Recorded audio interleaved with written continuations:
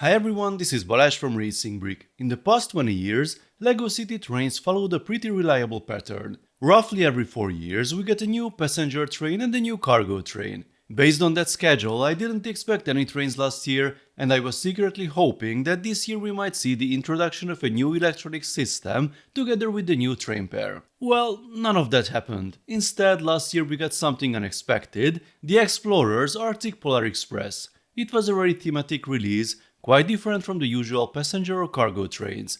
I reviewed it in detail, and I actually enjoyed the extra functionality. It felt like a refreshing addition to the lineup while the regular trains were still available. So, 2026 arrived, the cargo train retired, and instead of the usual new pair following the 4-year cycle, we got this. This is set number 60508, Police Train Heist. Once again, LEGO went with a thematic concept. I know many of you found the Arctic Explorer train funny enough, but mixing police and trains doesn't sound any less quirky to me. And as you can see on the box, this combination has disaster written all over it. A police locomotive pulling a prison cell car, a giant bank safe right next to it, and a flat car carrying the Getaway rally car. What could possibly go wrong? On top of that, we get a helicopter with a giant claw, the usual track pieces, and the railroad crossing. We'll skip the building section because there's not much to say about it. The set has 1313 pieces, costs €200 or dollars, and it is already available. So, here is the full layout. The track setup is the usual one, except for the new re-railer piece that first appeared in last year's Arctic train. Unfortunately, we didn't get the action track element this time. There's also a simple railroad crossing. Nothing fancy, but the last time we got one was in the 2022 train station, which has already retired, so it's nice to see it included again in a train set. Now let's take a closer look at the train itself. I really like the design, especially the locomotive. It doesn't necessarily scream police train, but there are enough details to make the theme believable. I actually like this balance. If you turn around these two printed bricks, the locomotive instantly becomes a sleek generic engine. The overall look is great. The roof at the front is removable, the side doors open, and the powered up hub is very well integrated. This entire section lifts off easily to access the batteries, although there's an extra plate to remove. I also love the way the power button is highlighted with this red rod. It clearly shows where you need to press, and the construction itself is quite clever. The next car carries the cargo, a giant bank safe. The design is simple but effective. The safe won't fall off on its own, but it's very easy to pull out.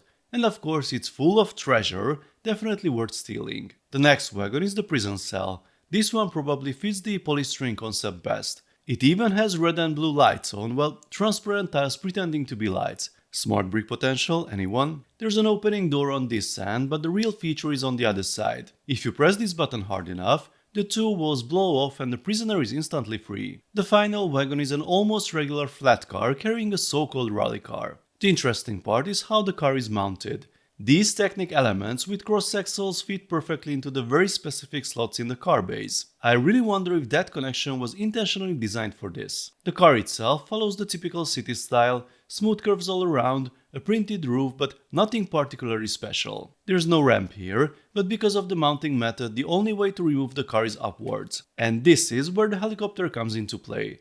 The helicopter belongs to the bad guys, which you can tell from the cobra snake pattern on the tail. I think this might be a new villain motif for City, so we may see it appear in future sets. The helicopter has nice smooth curves, easy cockpit access, and opening doors all around. But of course, the feature that immediately stands out is the giant claw. You can easily remove it if you want to use the helicopter as a normal aircraft. The claw piece actually first appeared in last year's City Scrapyard set. By default, it sits in this position, which means it's designed to grab objects wider than the claw itself. Now here are the minifigures.